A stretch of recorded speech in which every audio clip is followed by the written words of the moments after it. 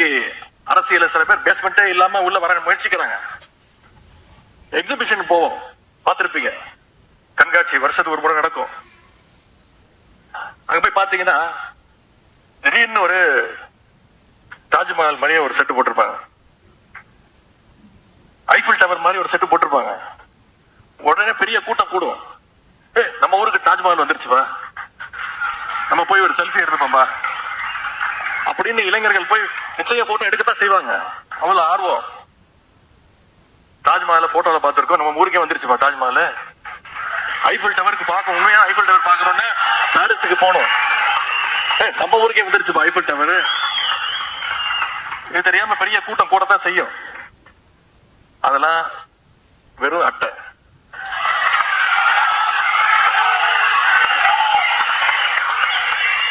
அதற்கு எந்த விதமான அஸ்திவாரமோ கொள்கையோ கிடையாது. சும்மா தட்டுனா போதும், ஒரு சின்ன காத்தடிச்சா போதும்.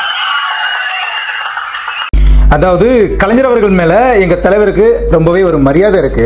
ஆனா நீங்க இப்ப எப்படி பேசிட்டு இருக்கீங்க அப்படின்னா, எங்க தளபதியை பார்த்து பொருட்காட்சி அப்படின்றதும் அட்டன்றதும் அப்படி தட்டி விட்டா பறந்துருன்னு சொல்றதும் இதெல்லாம் பார்க்கும்போது நீங்க எந்த அளவுக்கு டிவிக்கு பார்த்து பயந்துருக்கிறீங்க அப்படின்றது தெளிவாவே தெரிய வருது.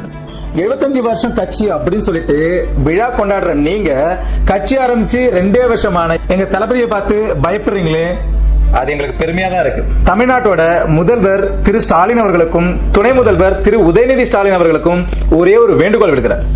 நீங்க புதுசா கட்சி ஆரம்பிச்சிருக்காங்க, அவங்க வந்துட்டாங்க, இவங்க வந்துட்டாங்க, வீழ்த்த வந்துட்டாங்க, சாய்க்க வந்துட்டாங்க, சரிக்க வந்துட்டாங்க, இதெல்லாம் பேசுறதுக்கு பதில் நேரடியா எங்க தளபதியோட பேரை குறிப்பிட்டு நீங்க அரசியல் பண்ணுங்க, நாங்க ஒத்துக்கிறோம். நீங்க 75 வருஷ கட்சி அப்படின்னு ஒத்துக்கிறோம், இரும்பு கோட்டைன்னு ஒத்துக்கிறோம்.